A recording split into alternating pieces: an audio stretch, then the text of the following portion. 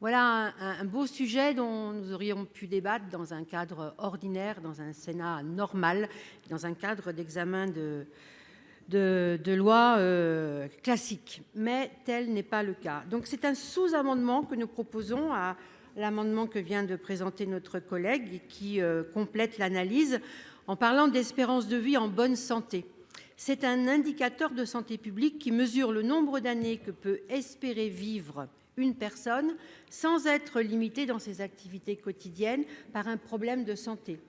L'espérance de vie à la naissance s'allonge régulièrement, mais ces années supplémentaires de vie ne sont cependant pas toutes nécessairement en bonne santé. En effet, en 2021, les hommes âgés de 65 ans peuvent espérer vivre 11 ans et 3 mois. Les femmes âgées de 65 ans peuvent espérer vivre 12 ans et 6 mois. Derrière cette moyenne se cachent cependant d'énormes disparités.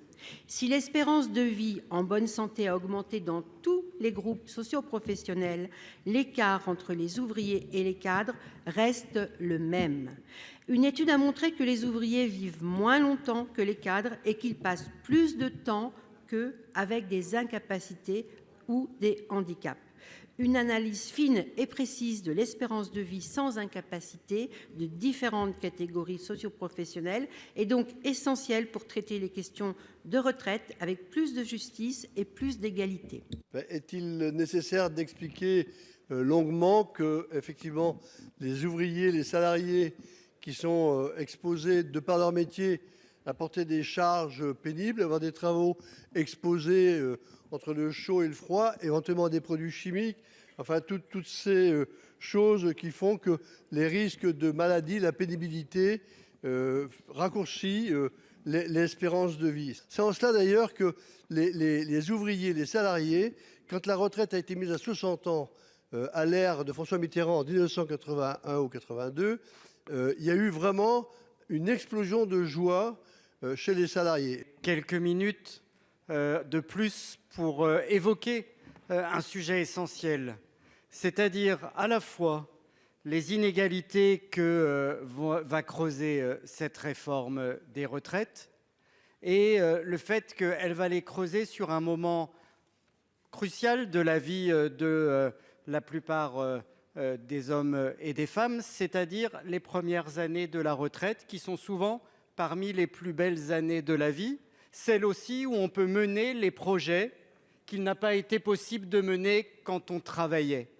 Or, ce sont bien ces 2 années-là que vous venez prendre aux Français avec cette réforme. Mais ces 2 années-là, elles n'ont pas la même valeur suivant que l'on soit riche ou pauvre, suivant la profession que l'on exerce et souvent suivant l'état de santé dans lequel on est à la fin de sa période de travail et au début de sa période de retraite.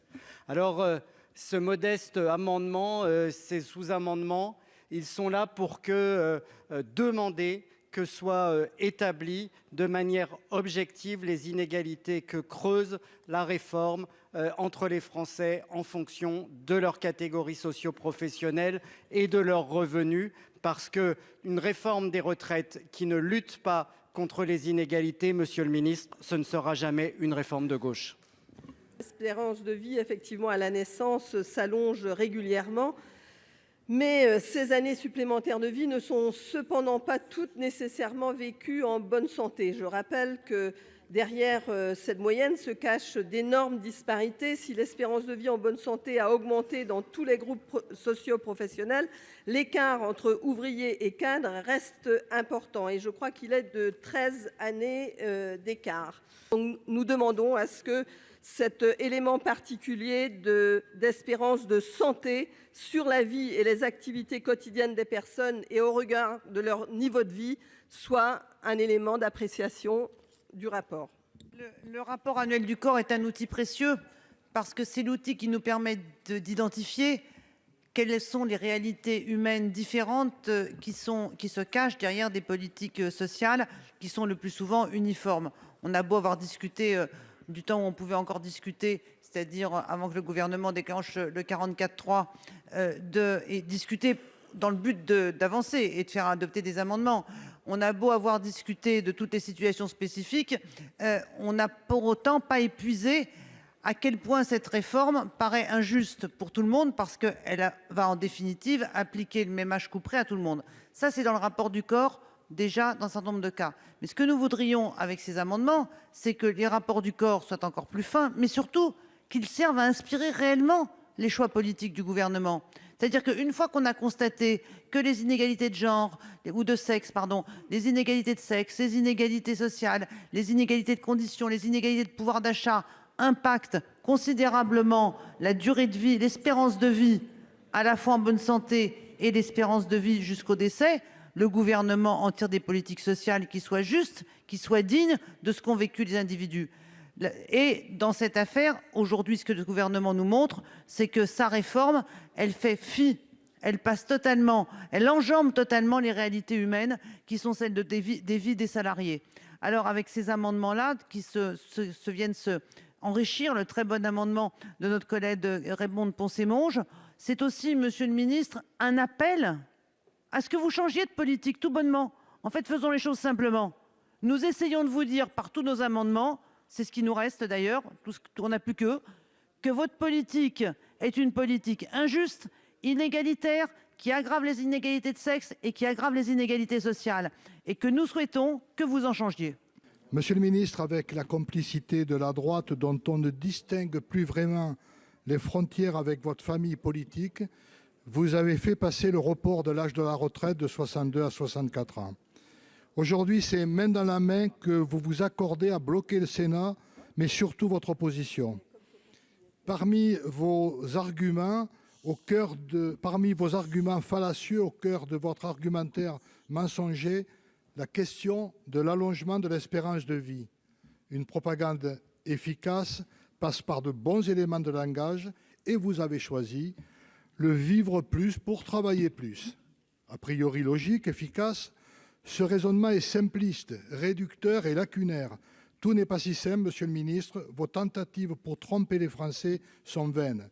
En effet, tout votre argumentaire s'effondre quand on accorde un minimum d'importance aux inégalités qui touchent nos concitoyens et à l'espérance de vie en bonne santé. Les années ne valent pas le même prix selon que l'on soit maçon, éboueur, égoutier, hôtesse de caisse, agent d'entretien ou banquier d'affaires, pour ne prendre que cet exemple.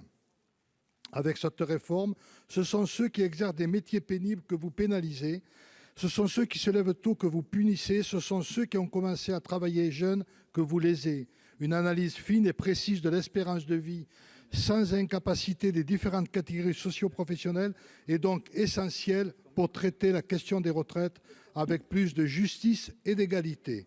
Monsieur le ministre, peut-être ne vous rendez-vous compte avec cette analyse du caractère injuste de votre réforme. Notre sous-amendement propose de la compléter par les incidences de cette espérance de santé sur la vie et les activités quotidiennes des personnes. Ce sous-amendement permet d'ajouter des mots importants, notamment les incidences sur la vie, sur les activités quotidiennes, mais également sur le niveau de vie. Une analyse fine et précise de l'espérance de vie, notamment sur son incapacité des différentes catégories socio-professionnelles, est donc essentielle à traiter sur la question des retraites avec plus de justice et d'égalité.